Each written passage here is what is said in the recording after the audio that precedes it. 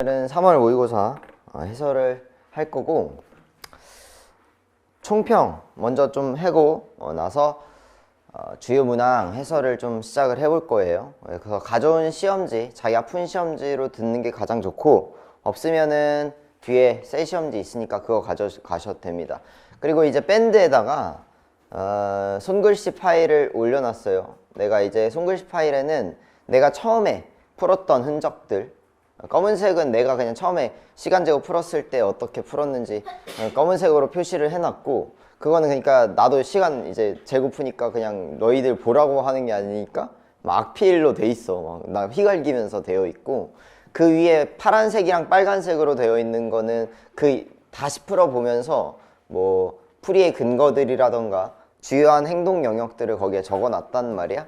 그래서 그거 참고하셨으면 되겠습니다. 그래서 오늘은 뭐 핸드폰 보면서 들어도 상관없어. 뭐 핸드폰으로 딴짓 하라는 소리는 아니다. 손글씨 파일을 봐도 된다. 그리고 그 빨간색이랑 파란색 같은 경우는 내가 일단 써놓고 조교쌤이 한 번 더 글씨체만 좀 수정을 해줬어. 내가 너무 악필이니까 이제 볼 때 좀 편하라고 그렇게 했고, 검은색 글씨 같은 경우는 그냥 내 거 그대로 들어가 있다 생각하시면 됩니다. 뭐 얘기부터 할 거냐면, 또 안 되니 이거부터 좀 얘기를 할 건데, 3월 모의고사가 끝나고 나니까 말씀드렸던 대로 이제 마음이 싱숭생숭하기도 하고 막 불안감도 들고 화가 좀 나기도 하고, 내가 왜 이렇게 못하는 것 같지? 시험장에서는 왜 이렇게 내가 실수도 많고 제대로 뭐 운영도 못하고 내가 지금까지 뭐 했나 막 화도 나고, 또 그런 소리들 많이 들어봤지. 3월 성적이 수능까지 간다, 이런 소리들 좀 들어와서, 야, 이렇게 이걸로 이제 수능 성적 가면 답이 없는데 이거 안 되는데, 약간 불안하기도 하고, 이렇게 해서 되는 건가 싶기도 하고 막 그런 마음들이 붕 뜰 거라고. 실제로 이제 그 2022학년도에 EBS에서 이제 통계를 냈었는데, 3월 모의고사 성적이랑 수능 성적 간의 관련성에 대해서 통계를 냈었는데, 그 100명 중에 3월 성적이 수능까지 가는 경우가 몇 퍼센트인 것 같아? 한 100명 중에 40명 정도가 3월 성적이 수능까지 갑니다. 근데 문제는 뭐냐면, 그럼 나머지는 다 상승하느냐? 아니겠지. 하락하는 사람도 있을 거 아니야. 하락하는 사람이 100명 중에 몇 명일까? 45명이에요. 45명. 40명은 유지하고 45명은 하락하고, 나머지 15명이 성적이 올라간다고. 그러면 이제 되게 그 문이 좁은 거죠. 100명 중에 15명만 성적이 상승하니까. 그러니까 더 이제 불안해지고 더 화나고, 이거 공부가 맞는지 아닌지 계속 우왕좌왕하게 된다고. 근데 여러분들이 이제 이거를 생각을 좀 뒤집어야 돼. 왜 15명만 성적이 상승하냐? 대부분 이 불안감과 분노감 속에서 살기 때문에 성적이 못 오르는 거야. 그러니까 성적이 안 오를까봐 불안한 게 아니고, 불안하기 때문에 성적이 안 오르는 거라고. 역으로 접근을 해야 된다. 왜 불안하면 성적이 안 오르냐? 불안하잖아? 그럼 공부가 안 돼요. 내가 지금 하고 있는 공부가 맞는 건가? 이렇게 해서 되는 건가? 계속 깊이감 있는 공부를 하질 못한다고? 수능은 결국엔 너가 얼마나 사고를 깊이 있게 하는가를 측정하는 시험인데, 계속 내가 지금 하고 있는 게 맞을까? 이렇게 해도 되는 걸까? 이 방향성으로 계속 왔다 갔다 하다가 수능 보면 당연히 성적은 하락하지. 하던 공부를 못하니까. 그래서 어떤 공부를 하시든 우직하게 걸어가는 힘이 필요하다. 특히 이제 성적이 올라가는 친구들을 보면은 순간순간에 좌절하지 않고 계속 우직하게 진군하는 친구들이 결국에는 뚝심 있게 가야지 성적이 조금씩 발현이 된다고. 지난 시간에도 얘기를 드렸지만, 끓는 물 100도씨가 되기 전까지는 외관상 차이가 없어 보이는 법이야. 그때까지 끓는 물 100도씨 끓는 점이 될 때까지 우직하게 진군하셔야 됩니다. 그래서 마인드를, 멘탈 컨트롤이 수험생의 구할이다. 구할. 공부량도 공부량이지만 여러분들이 그 공부량을 만들려면 멘탈을 케어를 잘 하셔야 됩니다. 다스려야 돼. 계속 불안하다고 우왕좌왕하고 막 그러다 보면 제대로 공부가 안 된다. 그래서 자신감을 가져야 돼. 자신감. 여러분들 지난 시간에 내가 말했지만, 지금 부족한 건 뭐냐면 경험치야. 압도적으로 경험치가 많이 부족해. 우리는 게임으로 치면 게임의 조작법이라던가 게임의 규칙만 배운 상태고 제대로 게임을 해본 적이 없어. 판수를 늘리질 않았다고. 판수가 늘어나지 않았는데 여기서 내가 막 프로게이머처럼 랭커처럼 막 게임하는 걸 바라는 거는 어불성설이에요. 판수 자체가 너무 좁은데. 그러니까 지금 여기에 앉아 계신 분들 중에서 숙제 제대로 이행하시는 분들이 거의 없잖아요. 숙제를 제대로 이행한 사람도 판수가 지금 부족한데 숙제를 제대로 이행하지 않은 사람은 얼마나 더 판수가 부족하겠어. 그러니까 이런 자신감을 가져야 돼. 내가 판수가 지금 부족할 뿐이다. 판수를 늘려가면은 그에 따라서 끓는 물 온도가 점점 올라갈 거다. 그리고 100도씨가 넘는 순간 그건 외관상 발현이 될 거다 라고 자신감을 가져야 돼. 그 자신감을 가져야지 공부가 됩니다. 그래야지 몰두할 수 있어. 내가 하고 있는 공부에. 왜? 확신이 있거든. 이거 하면 된다는 확신이. 근데 그 확신이 없으면 공부가 안 된다고. 그래서 멘탈 케어를 꼭 잘 해주셔라. 멘탈이 나가는 일이 너무 많으니까 수험생 때는. 그래서 그거 케어를 잘 해주시고요. 세 가지 특징 정도를 좀 말씀을 드리면 세 가지 정도 특징 볼 수 있을 것 같아. 첫 번째는 단 한 개도 실 구간이 없었다. 나도 이제 시간 재고 풀어봤는데 보통의 시험지들은 그래도 휴게소라는 개념들이 있다고. 그래서 지문들 중간중간에 그래도 이 지문은 좀 쉬어가는 느낌으로 문제를 주네? 이런 식으로 있는데 물론 쉬운 문제도 있기는 있죠. 그러나 전반적으로 한 세트별로 봤을 때 모든 세트에 복병이 하나씩은 있어. 멈칫할 만한 포인트들이 있다고.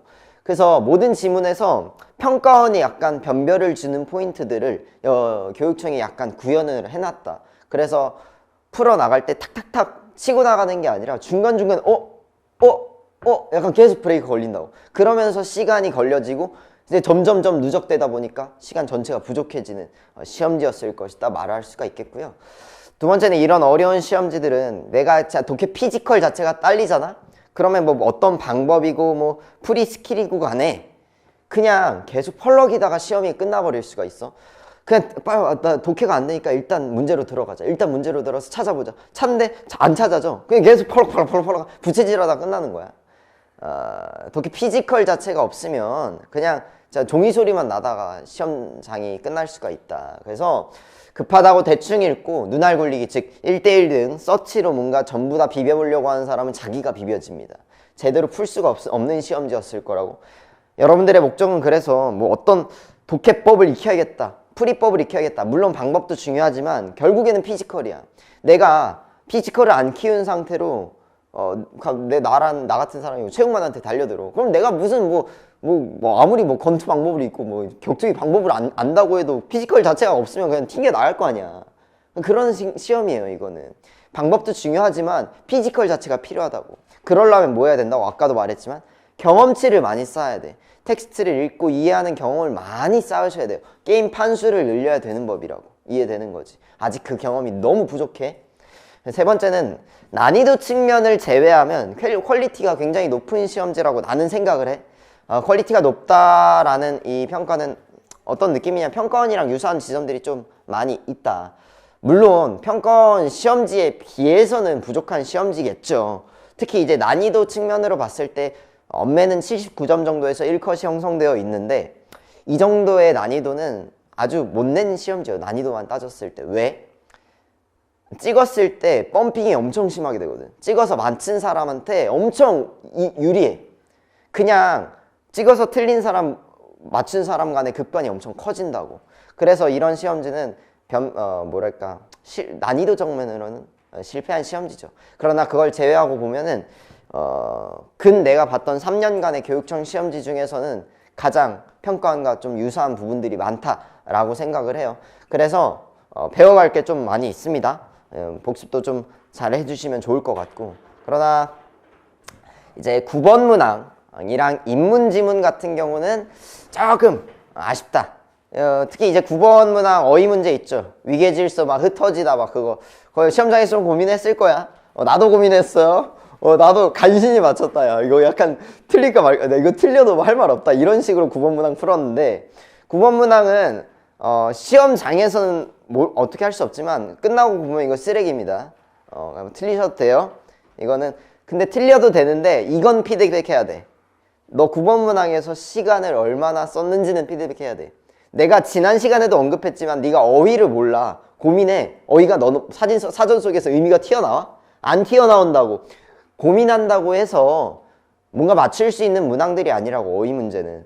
원큐에 답이 안 나오면 넘어갈 준비를 시작하시는 거예요. 9번 문항은 빨리 끝냈어야 돼. 틀리는 건 중요하지 않아. 근데 빨리 끝냈어야 돼. 이해되는 거지.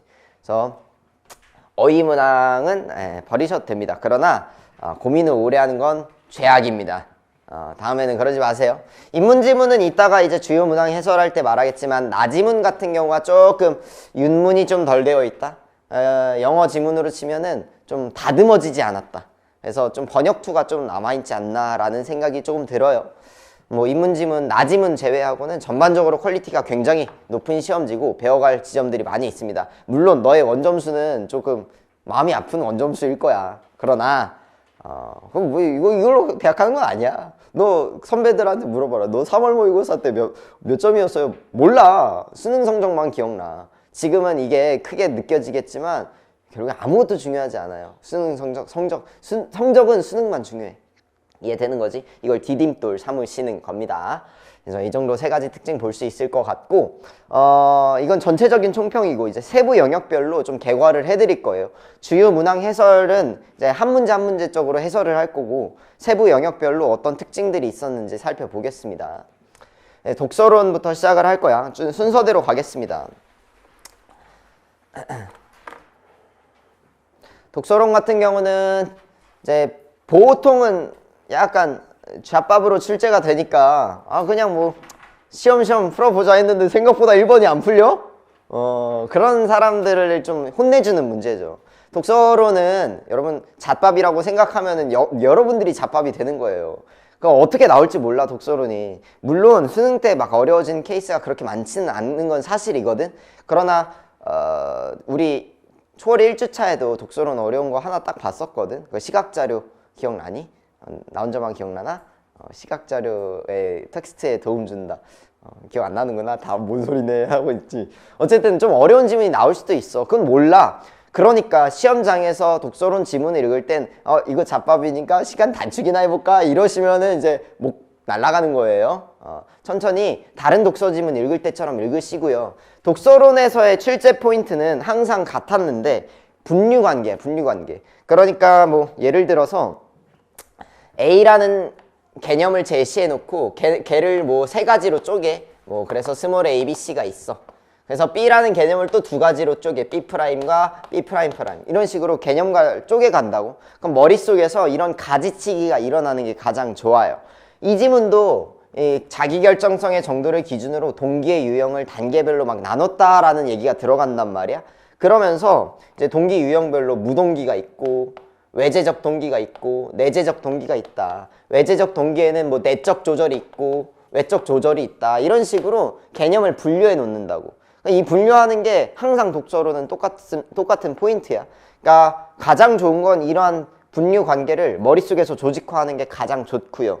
선생님, 저는 이런 기억이 아직 잘 안 돼요. 이런 텍스트를 읽어본 경험이 많이 안 쌓여서 머릿속에 조직화가 잘 일어나지 않습니다. 하는 사람은 옆에다 간략하게 메모를 해놔도 괜찮겠네. 그래서 이런 분류 관계 조직화하는 연습을 많이 해주셔야 됩니다. 독서론 틀린 사람들은 독서 읽듯이 읽으세요. 다른 지문 읽듯이 정성스럽게 읽으셔야 됩니다. 시간 단축해야겠다 이런 식으로 얕잡아 보면 안 돼. 수능 때도 이거 명심하시는 거고요. 연습을 하셔야 됩니다. 그 다음에 독서 인문지문 4번에서 9번입니다.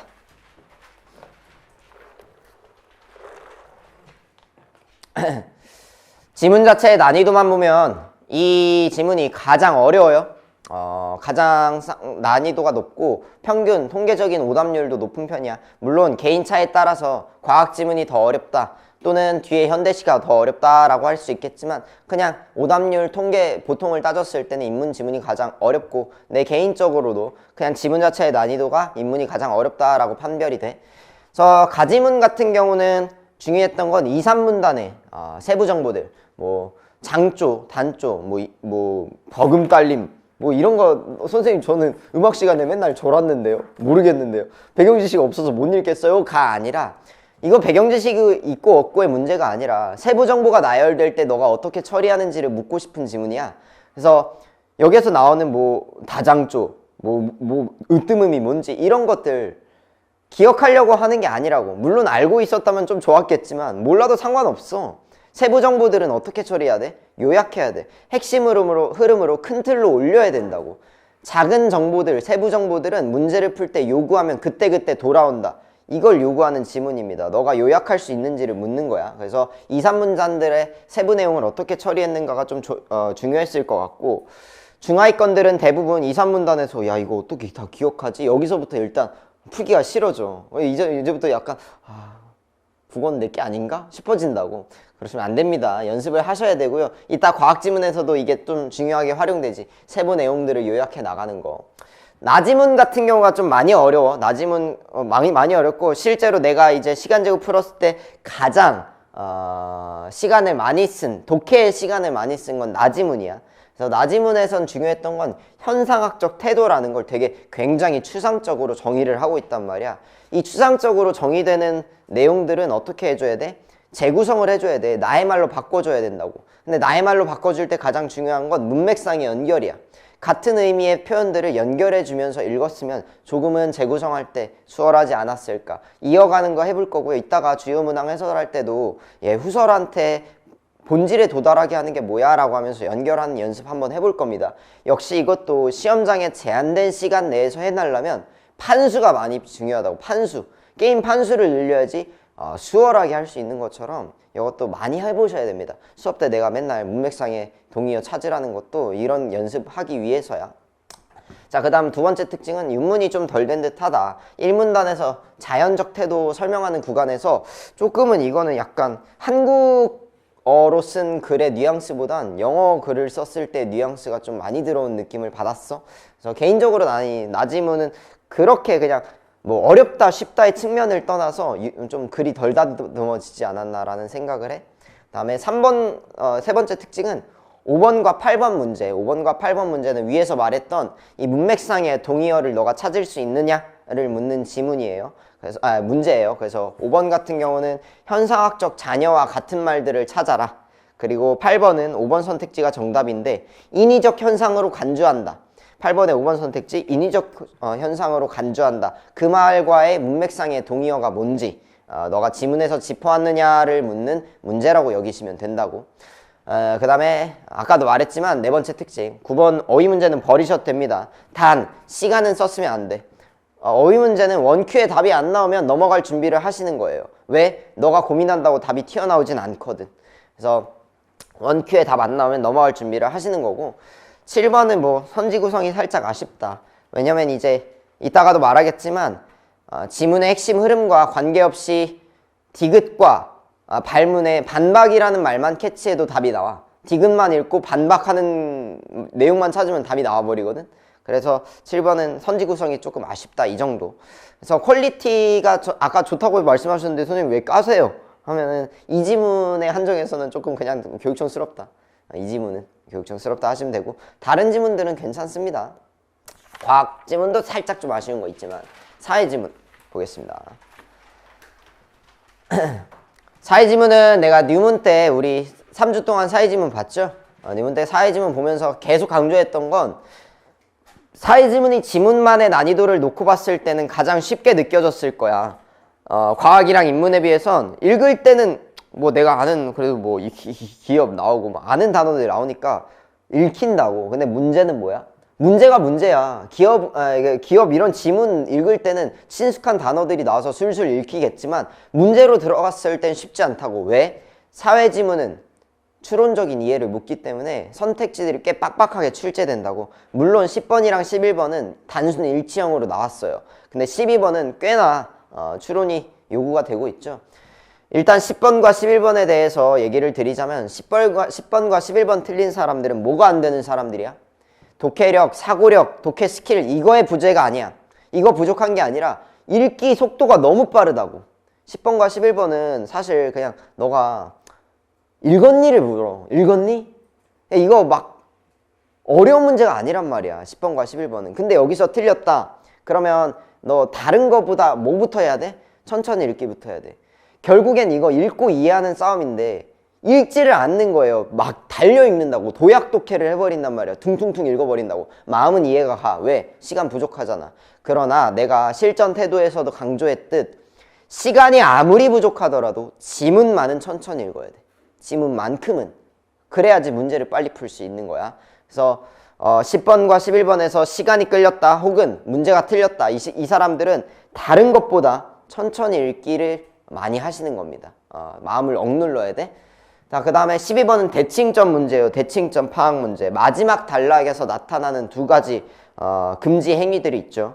미공개 중요정보 이용 행위랑 시장 질서 교란 행위. 이 두 가지의 차이가 뭐냐. 그거를 대칭점을 파악하다 보면 1차 정보 수령자와 여기에 쓰여 있지는 않지만 2차 정보 수령자라는 말이 튀어나올 수밖에 없거든.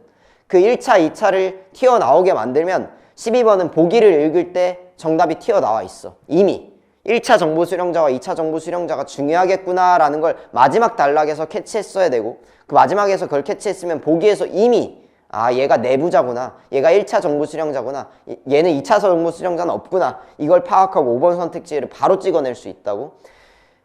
5번 선택지가 말장난이라고 생각하시면 절대 안 돼요. 이거 평가원에서도 계속 보여주는 흐름들이니까 이건 이미 지문에서 애초에 확보가 되어 있어야 된다라고 생각하셔야 되고, 이걸 읽었으면 보기 속의 주인공이 이미 파악이 되었을 거다. 보기 속에서 이게 출제 포인트가 되겠구나가 읽혔을 거야. 여러분들, 선생님 시험장에서 제가 이걸 할 수 있을까요? 아직은 못해. 왜? 경험치가 안 됐다고. 많이 하셔야 된다고. 그래야지 무의식 속에서도 이런 걸 볼 수 있는 거예요. 이해되시는 거죠? 네. 독서 과학 지문으로 넘어가겠습니다. 자, 13번 어휘 문제는 뭐 어려운 문제 아니었다. 13번은 틀리시면 안 된다. 이거 틀렸으면 이건 반성하셔야 돼요. 9번이랑 달라. 9번은 반성 안 했는데 13번은 반성해야 돼. 틀렸으면. 14번에서 17번이고요. 자, 이 지문들은 중위권을 죽이는 지문입니다. 과학 지문이 어려웠던 사람들은 1등급, 2등급 친구들보단 3등급 아래에서 많았을 거야. 1, 2등급은 인문 지문에서 좀 어려움을 겪었을 것이고, 물론 개인차적으로 사회 지문도 어려운 사람도 있겠지만 3등급 이하 분들은 이 과학 지문이 더 어렵다고 느꼈을 수 있다고. 왜? 애초에 너무 어려운 단어, 막 이렇게 끝난다는 말이야. 너무 전문 용어들이 많이 나오니까. 물론 생명과학 했던 친구들은 모르겠지만 난 생명과학을 안 했거든. 단어들 나도 모르는 단어들이야. 아직 기억도 안 나. 알도스테론, 레닌, 안지오텐신 이름들을 왜 이렇게 개같이 지어놨어? 생명과학자들 좀 반성해. 좀 한국어로 지어놓으면 좀 편할 것 같은데. 아무튼간에 읽을 때 굉장히 어렸을 텐데 두 가지 좀 생각을 해야 돼. 첫 번째는 이미지화가 되는 정보들은 이미지화를 하셔야 된다. 이 문단에서는 이미지화가 됩니다. 그 사고체를 통과하면서 오줌으로 빠져나가는 거, 필터링 되면서 오줌으로 빠져나가는 과정이 머릿속에 이미지가 생겨났어야 돼. 그렇게 이미지가 생겨난 사람들은 15번을 굉장히 수월하게 해결했을 것이고, 그게 안 됐던 사람들은 15번 풀 때 정보량 너무 많은데 다 찾아야 되나? 찾아지지도 않죠. 왜? 기억의 이유는 추론하는 거거든. 지문에 쓰여있지 않은 내용들을 조합해야 되니까 여거저거 찾다가 답 안 나왔겠죠. 그리고 더 어려웠던 건 이제 3, 4문단에 정보량이 막 물밀듯이 들어올 때, 야, 이걸 어떻게 다 기억하지? 안지오텐신 1, 2 막 머릿속에 1, 2 쳐맞고 있죠. 막 비몽사몽이 된다고 여기서. 그러니까 그냥 이 지문 버린 사람들도 꽤 있었을 텐데, 이 지문 같은 경우는 일단 제일 중요한 게 접근 전략이야. 접근 전략. 이런 세부 정보들 나열될 때 어떻게 해야 돼? 요약하면서 전진해야 돼. 요약하면서 한 문장 한 문장에 너무 과몰입해갖고 너무 다 기억하려는 게 아니라, 전반적으로 이 기제를 말하고 있는 거구나, 혈압이 하강하면 이러한 일이 발생한다는 거구나가 핵심 흐름이 남고, 작은 세부적인 틀의 정보들은 어떻게 해야 돼? 표시해놓고 돌아와서 확인할 수 있어야 돼. 모든 걸 다 기억하는 게 아니에요. 대충 읽자는 얘기가 아니라 모든 걸 기억하지 말자라는 얘기로 들어줬으면 좋겠고, 필요한 세부사항들은 서치로 해결한다라고 생각하시면 됩니다. 그래서 17번 같은 경우는 서치 문항이죠. 세부적인 내용을 기억해서 푸는 게 아니라 17번 정답 풀 때는 나도 다시 지문을 보면서 해결을 했다. 그래서 이따가 서치하는 연습도 해볼 거예요. 이런 지문들, 정보량 너무 많은 지문들 안 나와. 라고 하시면 안 됩니다. 이런 지문들 평가원에서도 충분히 출제를 하고 있다. 그래서 2023학년도 6월 모의평가에 출제됐던 뭐 비타민 K 지문이라던가 2020학년도 수능에 출제됐던 BIS 비율 지문, 지난 시간에 봤던 2018학년도 수능에 출제되었던 오버슈팅 지문 같은 경우도 정보량이 꽤나 많았죠. 물론 경제 지문의 특성상 배경 지식이 있으면 이해할 수 있는 부분들이 많기 때문에 이것보단 정보량이 줄을 수는 있어. 그러나 정보량이 많은 글들에 대해서 대처하는 연습도 꼭 필요하다. 어떤 지문이 나올지 모르기 때문에. 그래서 요약해놓고 서치하는 연습 많이 하셔야 되고요. 다만 조금 아쉬운 지점은 첫 문단과 끝 문단에 조금 윤문이 조금 이것도 다듬어지는 게 조금 덜 된 듯하다. 끝 문단이랑 첫 문단은 사실상 뭐 지문 이해에 크게 작용하지도 않고 문제 해결에도 크게 작용하지 않는다. 특히 첫 문단에서 나타난 수식이 크게 활용되지 않는 점은 좀 아쉽죠. 평가원은 수식을 제시하면 반드시 그것을 선지화하거든, 보기든. 그래서 그런 것들이 조금 아쉽다.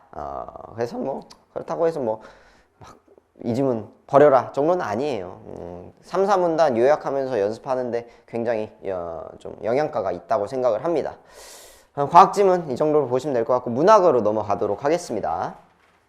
현대소설이에요. 18번에서 21번까지죠. 이 지문이 전반적으로 봤을 때 이 지문이 그나마 쉼탐을 제공했다. 쉼탐을 그나마. 현대소설 뭐 읽기 싫어서 이제 버리는 사람들도 있었을 텐데 있더라고 어제 보니까. 그 사람들은 좀 아쉽죠. 읽었으면 풀렸을 텐데 이 지문이 그래도 정답률은 평균 정답률이 가장 높습니다. 근데 이제 중요한 문항은 그래도 약간 변별 포인트가 있는 문항은 18번이랑 21번이야. 18번이랑 21번. 18번은 매우 중요합니다. 내가 이거 초월 3주차 때 시점과 시선에 대해서 수업하면서 시점과 시선에 대해서 무조건 한 문제가 나온다. 그러니까 이 개념만 좀 충분히 숙지를 하더라도 이 한 문제는 날먹할 수 있다라고 얘기를 했었어. 그래서 이 시점 시선 개념을 오늘 한번 또 정리를 해줄 테니까 18번에서 헷갈렸다거나 틀렸던 사람들은 꼭 개념을 다시 한번 정리하고 가시길 바랍니다. 자, 두 번째로는 21번이 묻는 건 문맥상의 의미야. 문맥상의 의미. 1번이 정답인데 21번에 1번이 정답인데 발작적인 충동을 보고 너가 머릿속에서 발작적인 충동을 일으키면 안 돼. 발작적인 충동의 문맥상의 의미를 봐야지 충동적으로 막 이럴 것 같아 막 어감으로 가면 안 된다고. 문맥상에서 어떤 의미를 지니고 있는지는 뭘 봐야 돼? 시야를 넓혀서 그 단어를 감싸고 있는 문맥을 봐야 돼. 이해되는 거지. 그래서 발작적인 충동의 의미를 문맥상으로 좀 파악을 해주시는 게 좋겠다. 근데 이거를 확인해서 푸는 것보단 더 좋은 건 뭐야? 애초에 독해해놓고 오는 거야. 얘의 심리선을 따라가면서 얘가 어떠한 발작적인 충동을 일으켰는지, 근데 결국엔 왜 참는 건지, 시간의 흐름을 왜 못 느끼는 건지, 시간의 흐름을 느끼기 위해서 뭘 했는지, 이런 것들을 심리선을 따라갔어야 돼. 그러면 사실 19번, 20번, 21번은 술술술 풀립니다. 심리선을 따라갔으면. 이거는 어려운 지문은 아니었어요. 크게 어려운 지문은 아니었어. 21번 틀린 사람들은 내가 문맥상의 의미를 파악하는 능력이 좀 부족하구나 라고 생각을 하셔야 돼요. 역시 연습이 필요합니다. 현대소설 이 정도로 정리할 수 있을 것 같고, 고전시 수필 복합 지문이죠. 22번에서 26번입니다.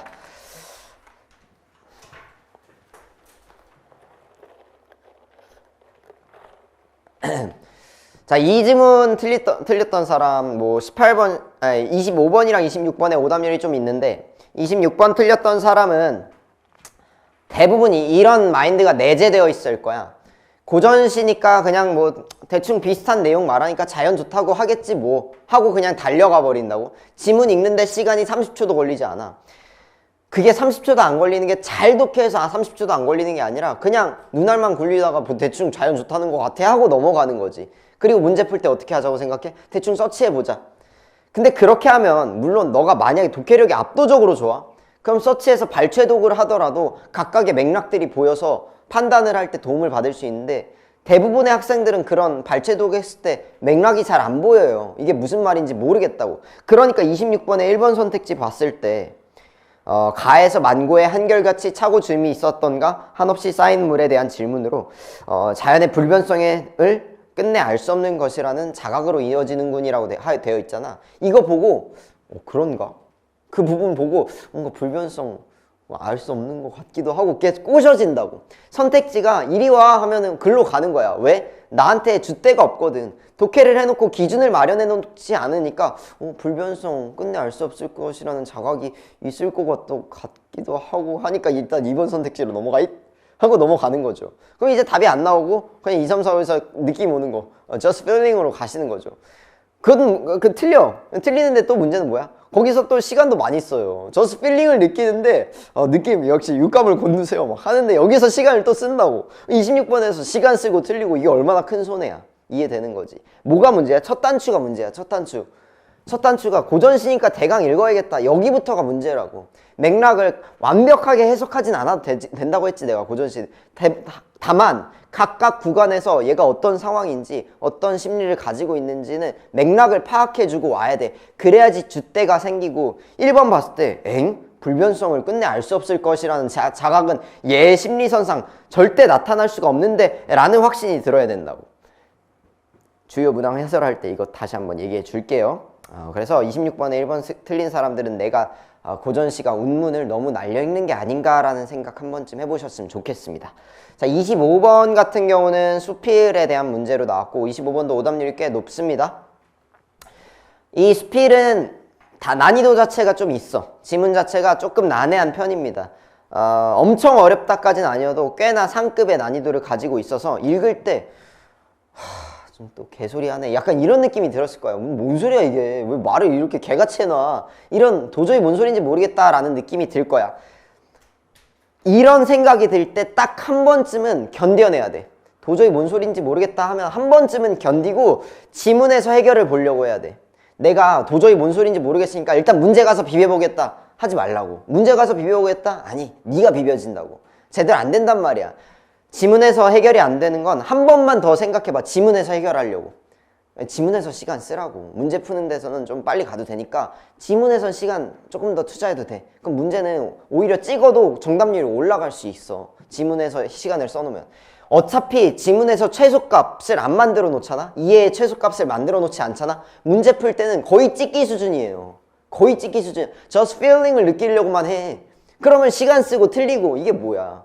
지문에서 시간 쓰고 줏대 기준을 마련해 놓으면 찍더라도 정답률 올릴 수 있어. 이해되는 거지. 그래서 도저히 모르겠네, 뭔 소리인지 모르겠네, 지문에서 한 번만 더 고민해보자 이 생각 하시는 거예요. 근데 그래도 안 되면 지문 전체에 그냥 별표 쳐도 돼. 시간 쓰고 틀리지 말고 그냥 넘어가시는 거예요. 그래도 안 되면 최소값이 안 만들어지는 것 같아요. 그래서 항상 이해의 최소값을 만들려고 하셔야 됩니다. 지문 내에서. 자, 그 다음에 이거 고전 소설이에요. PPT가 안 바뀌는 거야. 고전 소설이고, 고전 소설은 시간도 없는데 뭐 이렇게 지문을 길게 써놔서 뭐 한 페이지 넘는 건 좀 에바 아니냐 출제자들아? 이런 느낌 들 거라고. 한 페이지 넘는 거 요즘 저도 처음 봤어요. 한 페이지 넘는 거 내가 주는 하프 모의고사에서만 봤을 텐데 시험지에서는 나도 오랜만에 봐. 평가원이 한 장 넘게끔 지문 쓴 거는 한 2018학년도 정도까지, 2017학년도, 18학년도까지였고 그 몇 년간에 한 페이지 넘게 나온 적은 거의 없는데 기니까 좀 일단 읽기 싫죠. 자, 여러분들 이런 읽기 싫다는 마음을 가지니까 더 안 읽히는 거야. 야 길다, 너무 재밌겠다, 나 고전소설 좋아하는데 더 재밌겠네? 라고 자기 자신을 가스라이팅 해야 돼. 어쩔 수가 없어. 이거 읽기 싫다고 생각하면 더 읽기 싫어. 안 읽힌다고. 그래서 야 재밌겠다. 근데 솔직히 말하면 이거 끝나고 보잖아? 내가 근래 읽었던 고전소설 중에서 제일 재밌어. 이거 거의 아침 드라마야. 이거 맨 처음에 나 채봉이가 이제 사귀기 싫은데 쟤 별론데요. 아빠가 쟤랑 사귀라네. 쟤 남친 별론 것 같은데. 얼굴 보니까 어때? 존잘이야 얘가. 피지컬이 남달라. 나 180에 약간 다부져 얘가. 그러니까 사귀어야겠다. 엄마가 말려도 이제 안 들어와. 이제 존잘이거든. 너무 재밌어 이거. 근데 이제 읽기 싫다 하면 이거 자체가 기회가 없어진다고. 그래서 결국 중요한 거는 초반부에 이것도 인물이 꽤나 나오는데 인물의 이 여러 인물 등장할 때 뭐가 제일 중요해? 지난 시간에도 언급했지만 결국은 인물 간의 연결 구분이야. 같은 인물끼리 연결해 주시고 다른 인물끼리 구분을 해야 돼. 새로운 인물이 나올 때는 얘가 기존의 인물이랑 같은 애인데 이름만 바뀐 건가? 아니면 아예 새로운 건가? 이거 체크를 해줘야 된다고. 인물 관계 구조도를 그릴 필요는 없지만 계속 인물이 나올 때마다 얘가 누구지? 얘가 누구지? 이 생각하셔야 돼요. 내가 아까 말했지만 손글씨 파일을 올려드렸는데 제일 많이 표시가 들어가는 게 고전소설이거든. 왜냐면 보면 알겠지만 모든 인물들에 다 동그라미가 들어가 있어. 그 동그라미를 치면서 하는 게 내가 수험생 때부터 습관인데 나는 사실 수험생 때 가장 극복이 늦게 된 게 고전소설이야. 고전소설이 가장 극복이 늦게 되면서 극복이 된 시점이 언제냐면 인물 얘 누구지 얘 누구지 이 생각을 계속 하려고 내가 노력을 했거든. 그때 했던 게 이 동그라미 치면서 읽는 거야. 그러니까 내가 너무 생각을 안 하면서 읽으니까 습관적으로 표시하면서 얘 누구지 얘 누구지 얘 누구지 하는 거야. 그러니까 지금은 내가 표시를 안 하려고 해도 내 손이 자동적으로 움직여. 자동적으로 움직이면서 인물 나올 때마다 동그라미 치면서 얘 누구지를 자연스럽게 하는 거예요. 그래서 여러분도 뭐 동그라미를 무조건 칠 필요는 없지만 인물 간 연결 구분 계속 생각하면서 아셔야겠다. 29번이 오답률이 좀 높아요. 오답률 3인가 4인가 그런데 솔직히 이 문제는 다른 오답률 높은 문제에 비해서는 쉽습니다. 29번은 사후적으로 봤을 때 시험 끝나고 보면 내가 이걸 왜 못 풀었지? 나 병신인가? 약간 이런 생각이 들 정도로 너무 함정이 단순하죠. 고사 속의 이야기를 가지고 이제 고사 속의 이야기랑 그 고사가 아닌 자기 이야기를 이제 분간하는 걸 묻는 건데 그냥 딱 단어만 퉁 보니까 문제를 틀려버린단 말이야. 근데 이 생각을 해야 돼. 그럼 실수니까 다음엔 잘할 수 있을 거야. 약간 홍어식 채점. 다음엔 잘할 수 있으니까 이건 맞은 걸로 치자. 이러시면 안 된다고. 그게 아니라 이거 29번의 문제는 29번에 있지 않습니다. 일단은 물론 29번에서 너가 이렇게 된 이유는 단어를 서치를 할 때 시야가 항상 좁아. 근데 시야가 좁은 문제는 왜 나타날까? 시간이 없으니까 그래. 급하니까 빨리빨리 서치한다고. 그러니까 막 시야가 좁아지는 건데 그러려면 29번을 풀기 위해선 조금 여유를 만들어야 돼. 시험장에서 여유가 있어야 돼. 여유가 있는 시험지가 아니잖아. 그럼 어떻게 써야 돼? 버릴 걸 잘 버렸어야 돼. 나는 솔직히 이 보통의 수험생으로 봤을 때 이 시험지에서 모든 지문을 다 손댔다? 이건 있을 수 없는 일이다. 한 지문은 날렸어야 된다고 생각해. 너가 어느 순간 풀이 계획이 한 독서론과 화작 풀 때 20분 쓰고 문학 30분 쓰고 계획을 했는데 그것보다 좀 초과되는 것 같잖아. 그럼 이 순간 이거 한 지문 버려야겠다. 이 생각 많이 들어야 된다고. 손 대지 말고 그냥 버린다 생각하시는 거예요. 그랬으면 한 지문 버리고 추가적으로 한 지문에다가 뭐 몇 문제 원큐에 다 맞나오는 문제 바로바로 버렸으면 여유가 조금씩 생긴다고. 그러니까 그 버리는 연습을 잘해야 돼 실전은. 그래서 버려갖고 29번에서 여유를 만들었으면 이런 문제는 또 안 틀리지 않았을까. 이건 좀 확인만 하면 되는 문제였거든. 그래서 어디서 시간을 세이브해 왔는가 좀 생각해 주셔야 되고, 사실 또 지문 읽을 때 사실 A 부분 천천히 읽었으면 뭐 그렇게 어려운 문제가 아니었으니까 그냥 지문 읽을 때 급하게 읽지 않았으면 풀 수 있었거든. 근데 왜 급하게 읽어? 여유가 없으니까. 왜 여유가 없어? 다른 데서 세이브를 못 하니까. 그래서 이 생각대로 하시는 거고, 실전에서 버릴 문제 다 잘 버리는 게 좀 중요하겠다 생각하시면 되겠습니다. 고전 소설이었고요.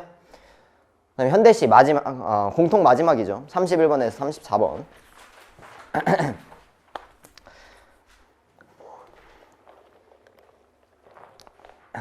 내가 열심히 3월 모의고사 끝나고 열심히 준비하느라 내 목이 나갔다. 야.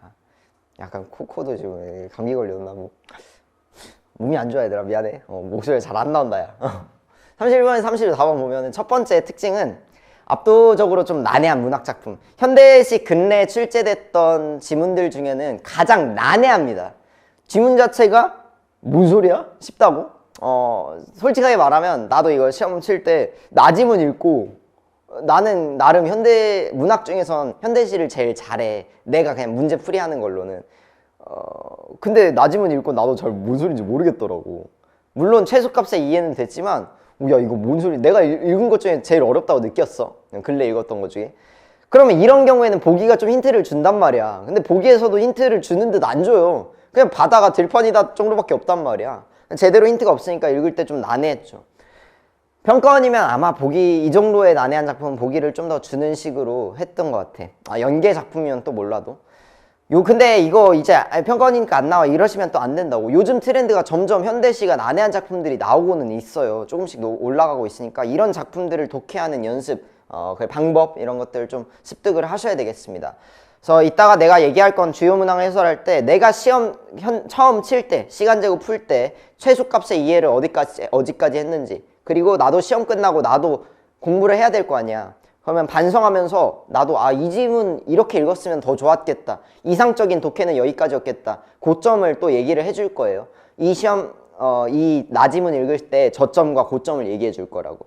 여러분, 고점을 얘기하는 건 무조건 현장에서 그렇게 읽어야 된다가 아니라 그렇게 이상적인 독해를 지향하다 보면 저점도 같이 올라가. 저점이 같이 올라가면 문제풀이 할 때 훨씬 편해진다고.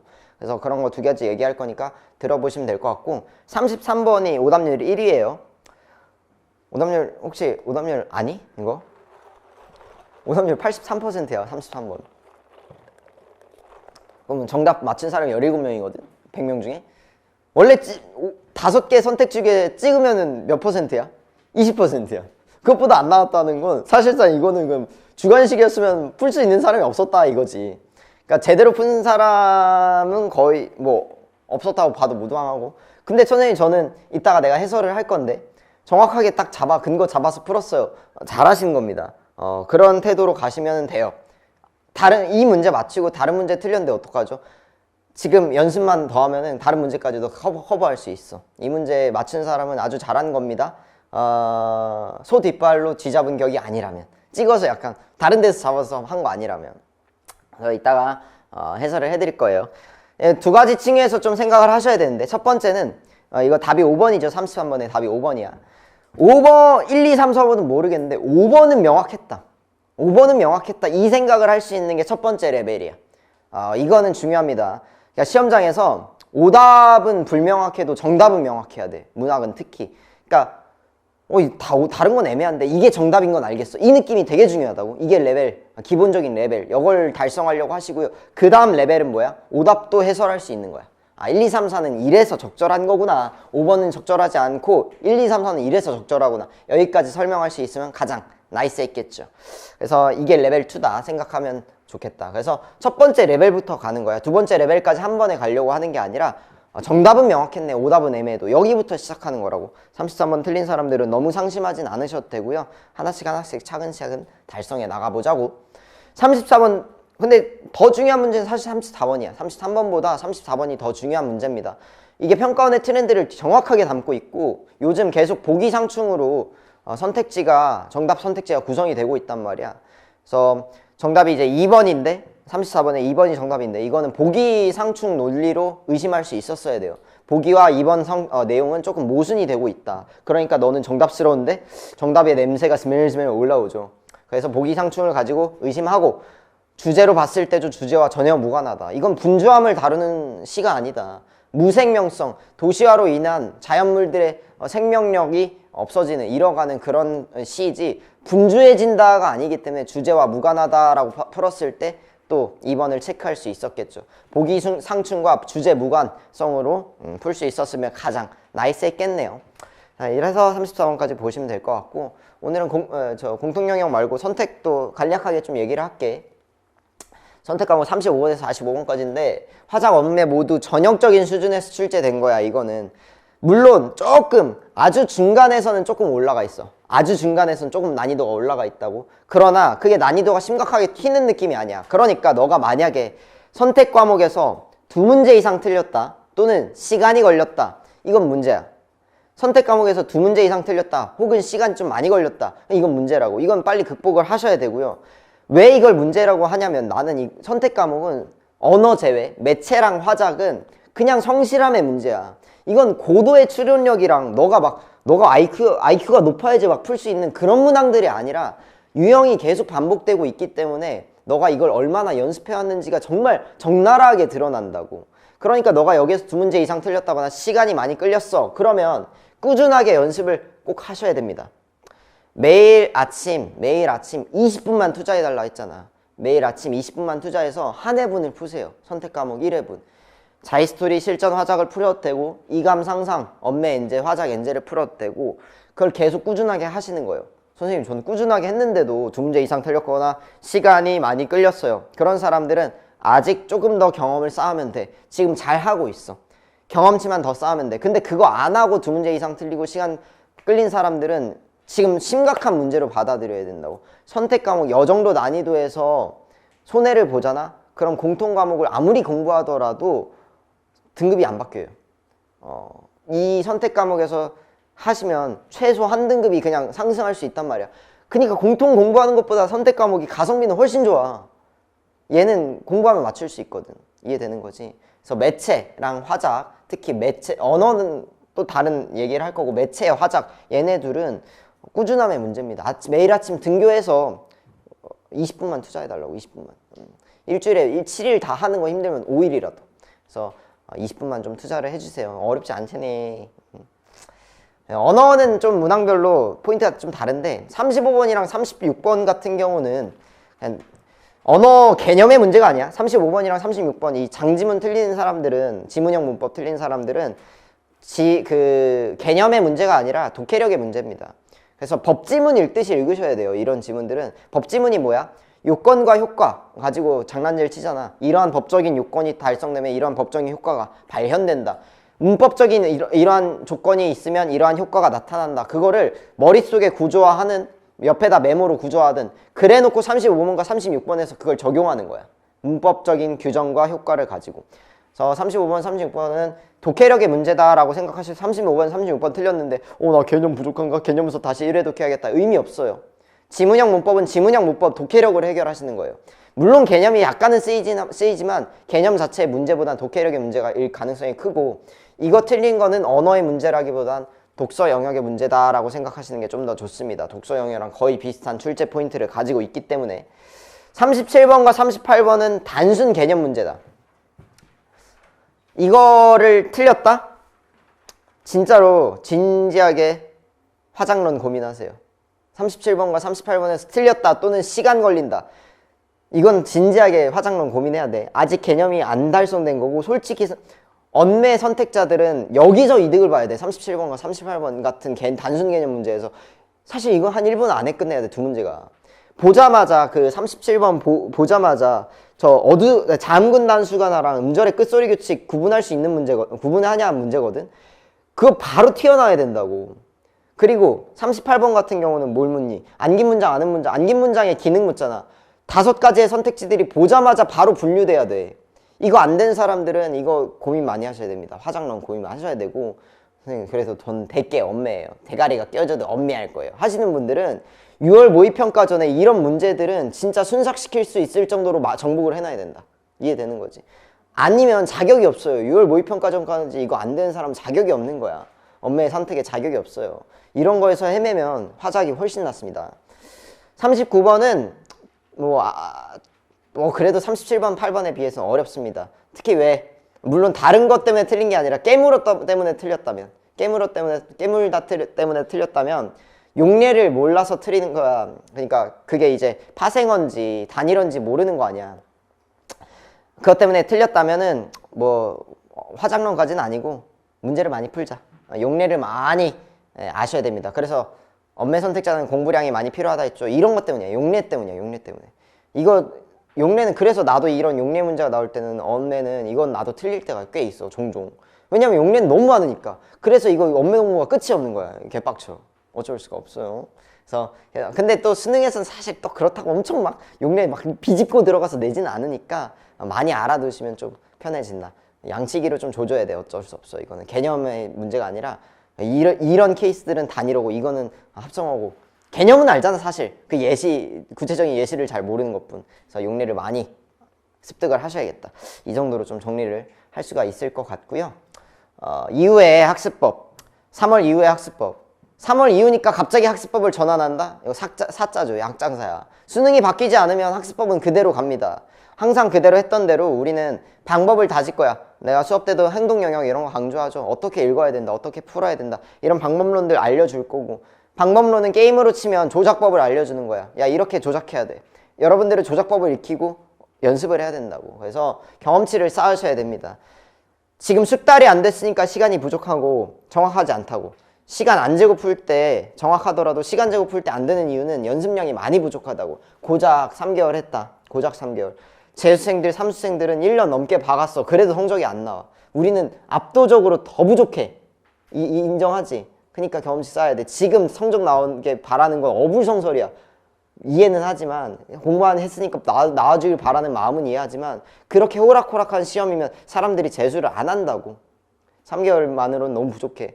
숙제 열심히 하시고 경험치를 많이 쌓으셔야 됩니다. 1년 안에 가려면 어쩔 수 없어. 겁주는 게 아니라 재수생들은 1년 더 박아서 경험치를 늘리잖아. 근데 우리는 1년 안에 뭐 재수하라는 얘기는 아니잖아. 내가 1년 안에 하면은 경험치를 많이 쌓아줘야 된다고.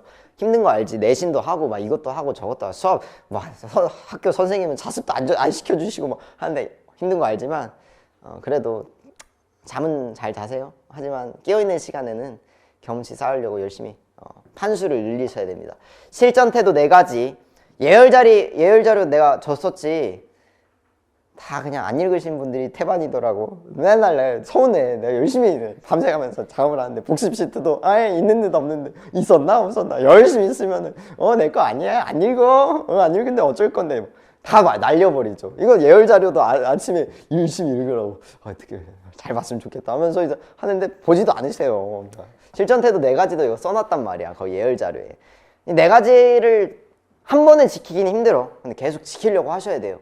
그래야지 시험장에서 이런 실전 운영 때문에 점수가 손해보는 건 너무 아쉽잖아. 내가 실력은 있는데 운영이 안 돼서 점수가 안 나오는 건 너무 마음이 아픈 거라고.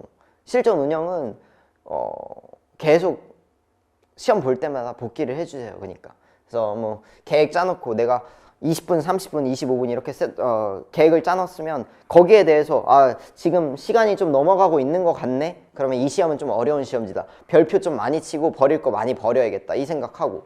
두 번째, 아무리 급해도 지문만큼은 좀 천천히 읽어야겠다. 문제는 빨리 풀어도 돼. 그러니까 급하잖아? 지문은 천천히 읽어. 문제는 빨리 풀어도 돼. 근데 지문은 천천히 읽어야 된다고. 그래야지 문제가 빨리 풀린다고. 이해되는 거지?